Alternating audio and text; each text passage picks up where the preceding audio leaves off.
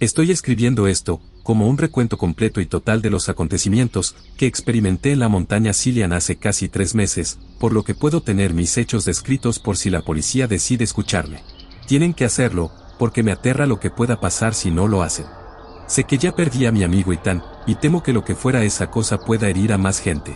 Ya he intentado ponerme en contacto con las autoridades locales, incluso con el grupo local de conservación de la vida salvaje para ver si saben algo, pero se han reído de mí o me han echado por hacerles perder el tiempo. Así que este documento me sirve para ordenar mis ideas, pero también como advertencia.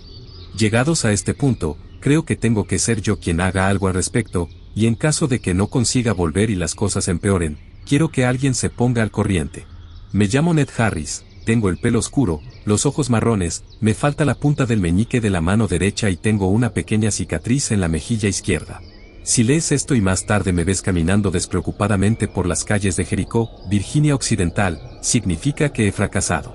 Salga mientras pueda, y por el amor de Dios, no se adentre en el bosque. Esta pesadilla surgió cuando mi amigo Ethan y yo decidimos acampar en la montaña Cilian durante una semana, para celebrar su reciente ascenso. Para nosotros iba a ser la primera vez, pero nos hacía mucha ilusión. La montaña Cilian era una montaña muy difícil de escalar y aún más difícil de sobrevivir. Solo un puñado de personas han llegado a la cima y han regresado, y más de un puñado no se les ha vuelto a ver. Esto echaría para atrás a la mayoría de la gente, pero Ethan y yo éramos ávidos excursionistas y campistas. Nos conocimos en un foro hace 5 años, y nos hicimos muy amigos casi de inmediato, debido a nuestro amor mutuo por la vida al aire libre. Habíamos hecho numerosas excursiones a lo largo de los años, de dificultad variable, pero cuando Ethan se convirtió en director general de la empresa en la que trabajaba, decidimos que era hora de afrontar por fin un reto mayor. Tras un mes de planificación y ahorro para comprar equipo nuevo, nos encontramos en Jericó, Virginia Occidental. Jericó era un pueblo pequeño, parecido a Gatlinburg, situado al pie de Cilian. Con solo 2 carreteras y unos pocos cientos de habitantes, no era lo que los anuncios hacían creer. Tenía algunas atracciones, como bares, restaurantes, museos, y sobre todo, a la grizzly preocupantemente obesa que se pasaba el día vagando por su estéril recinto. Los turistas empezaban a llegar ahora que la nieve, aparentemente eterna, empezaba a derretirse, pero en su mayor parte Jericó no estaba pensada para ellos. Era el lugar donde todos los excursionistas comenzaban su viaje hacia Cilian, después de comprar todo el equipo caro en las tiendas locales. Ethan y yo encontramos un motel para pasar la noche, y a la mañana siguiente nos levantamos antes del amanecer, para empezar la caminata de 3 días hasta el campamento que habíamos marcado en el mapa.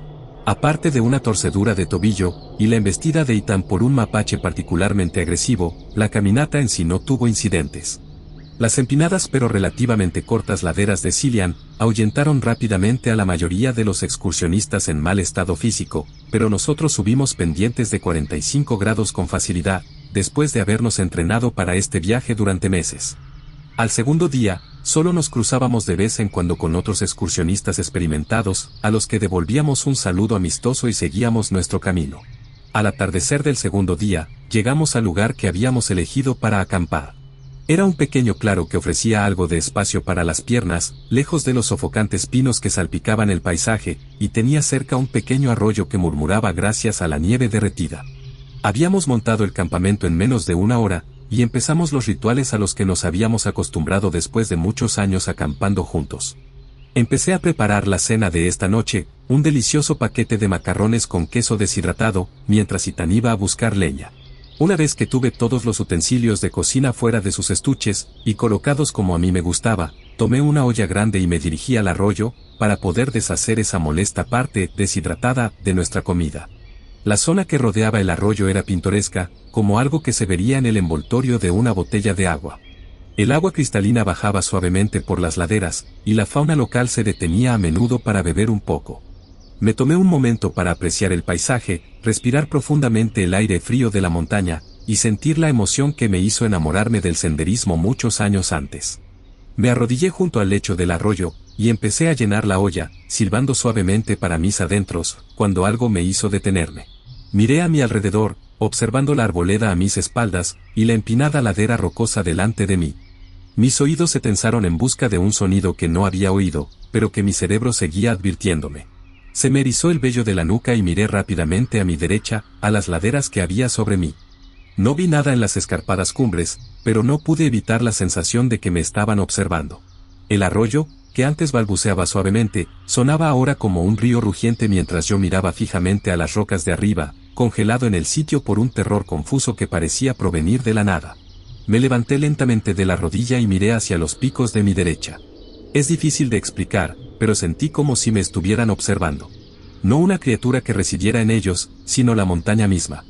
La piel de mi cuero cabelludo se tensó, y se me revolvió el estómago cuando el piar de los pájaros que me rodeaban enmudeció, como si algún tipo de depredador acabara de aparecer.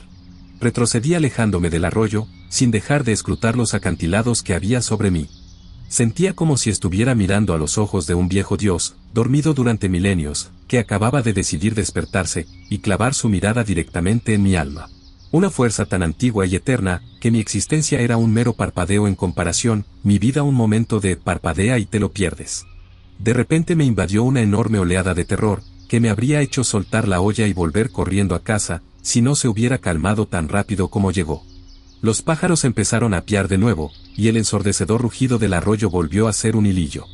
Permanecí de pie durante casi 20 minutos, inmóvil y con la mirada fija en los acantilados, antes de armarme de valor para alejarme del arroyo y volver al campamento, sin apartar los ojos de lo que parecía un asaltante invisible.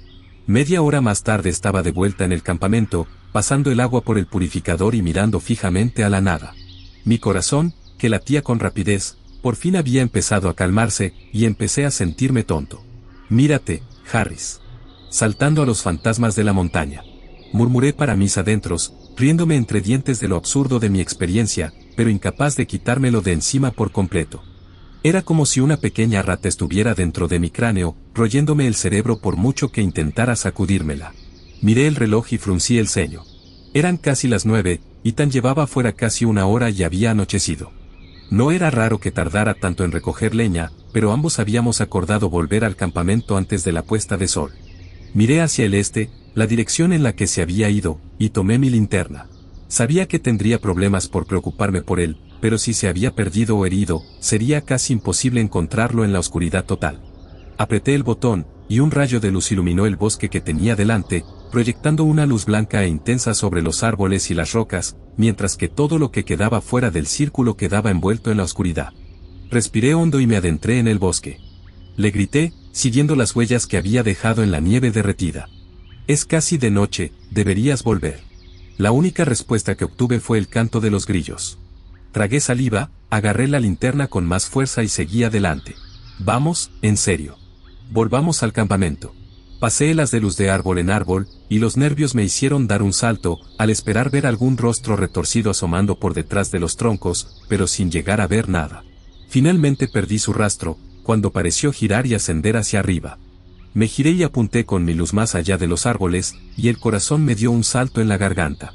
Los mismos picos de antes se cernían sobre mí, mirándome con un estoicismo petulante que parecía decir «bienvenido de nuevo».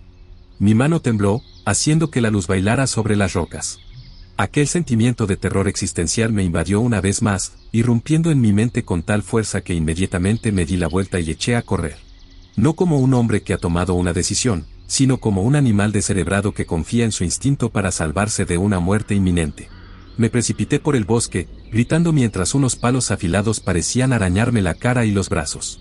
Sentí la clara presencia de algo detrás de mí, una inmensa fuerza invisible, que se abalanzaba sobre mí como una atronadora avalancha, acortando la distancia, que nos separaba más rápido de lo que yo acortaba la distancia que me separaba del campamento.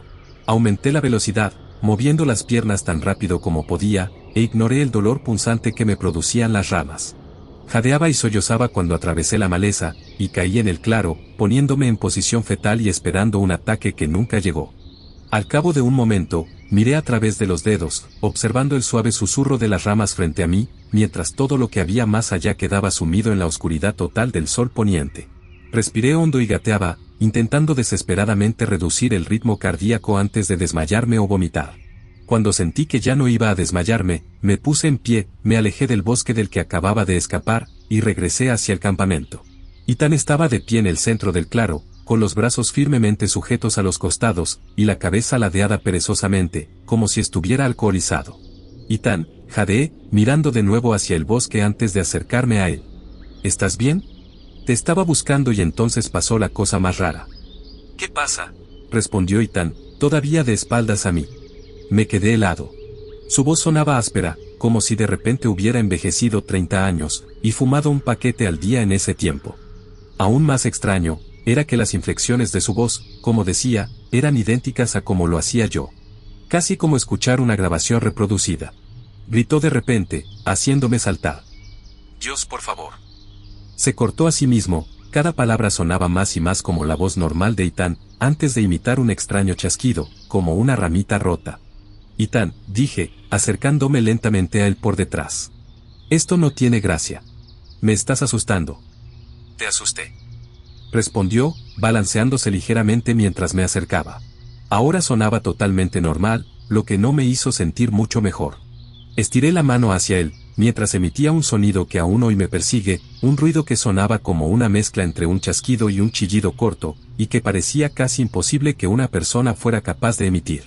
Antes de que pudiera tocarle el hombro, giró sobre sí mismo y se encaró conmigo, haciéndome retroceder de un salto y gritar de terror. Me enseñó los dientes, con una horrible y fallida imitación de una sonrisa.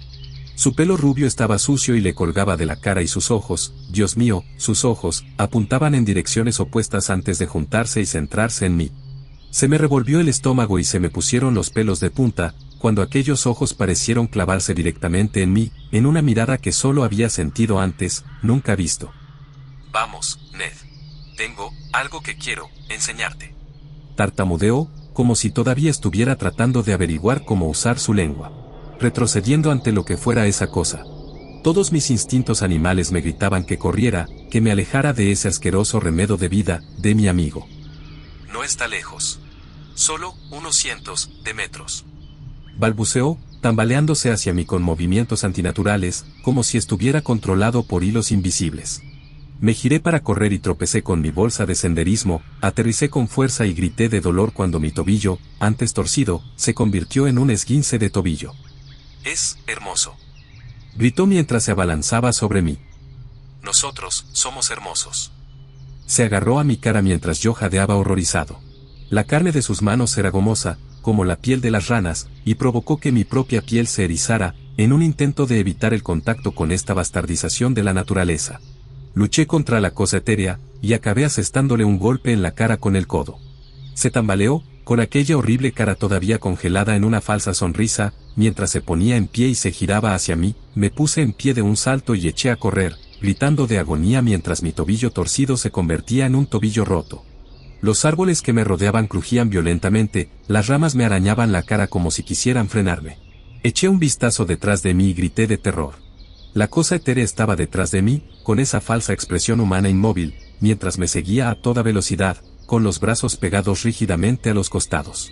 Me agaché y esquivé las ramas lo mejor que pude, respirando tan fuerte, que ni siquiera me di cuenta de que la cosa que corría detrás de mí no respiraba en absoluto. Podía sentir cómo se acercaba, esos ojos muertos que me miraban hambrientos en la nuca. Estaba perdido. No podría correr más que él aunque no tuviera un tobillo roto. Dios, sus piernas ni siquiera se doblaban. Siguió acercándose a mí, y las ramas casi parecían separarse para él. Las lágrimas corrían por mi cara mientras jadeaba en busca de aire, moviendo mi pierna buena tan rápido como podía. Más cerca. El aire frío de la montaña me martillaba la cabeza. Más cerca. Podía sentir su presencia justo detrás de mí, emanaba un aroma que olía a viejo. Más cerca. Muy antiguo. Más cerca. Más viejo que todo. Tropecé y empecé a dar vueltas por las laderas de la montaña, gritando al chocar contra árboles y rocas. Sentí que las costillas se me astillaban, y la vista se me puso blanca al chocar la cabeza contra una gran raíz.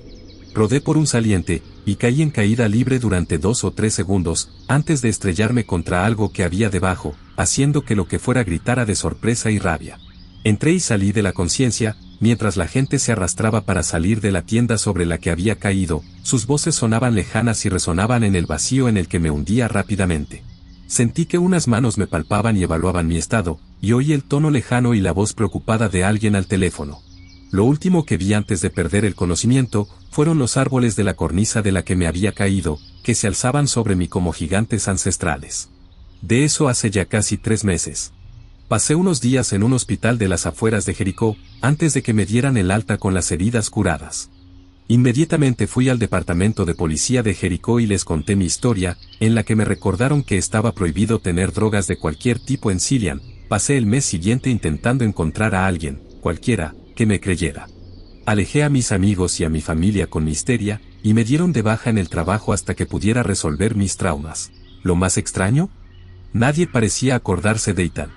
Cada vez que sacaba el tema, me miraban raro, y me decían que yo había hecho todas mis acampadas solo. Incluso la familia de Ethan parecía muy preocupada mientras abrazaban a su hija, asustada por el hombre que había en su salón, gritando sobre un hijo que nunca tuvieron. Sentí que estaba perdiendo la cabeza, así que decidí volver a Jericó y tratar de resolver esto de una vez por todas. Caminé por las calles de la pequeña ciudad, saltando a cada ruido y retrocediendo ante cualquiera que caminara demasiado cerca. Di un trago a la botella de whisky que llevaba en una bolsa de papel marrón, lo más parecido a un amigo que tenía últimamente. Pasé por delante del hotel en el que Ethan y yo nos habíamos alojado, que por supuesto no lo tenía registrado, y continué por la calle principal hacia el camino que llevaba a la montaña. Jugueteé con las manos, apartándome el pelo despeinado, y sin lavar de la cara mientras me acercaba al sendero, pasando junto a un grupo de turistas que escuchaban a un guía del sendero. Me quedé helado. Aquella voz. Me volví lentamente hacia el grupo de turistas de mediana edad, que hacían fotos y escuchaban al guía, de pie sobre un gran tronco.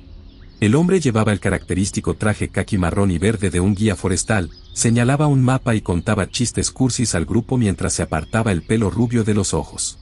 Corrí hacia el grupo, apartando a los turistas de mí mientras me abría paso hacia Ethan. Grité, sobresaltando a la gente a mi alrededor. Ethan se volvió y me miró fijamente, con un breve destello de reconocimiento en los ojos antes de sonreír. Hola, si quiere unirse al grupo, puede apuntarse en esa cabaña. Lo ataqué, lo arranqué del tocón y lo estrellé contra el suelo. La multitud jadeaba mientras le golpeaba la cara con los puños una y otra vez. ¿Qué le has hecho a mi amigo?, grité, intentando apartarle las manos de la cara para poder golpearle de nuevo.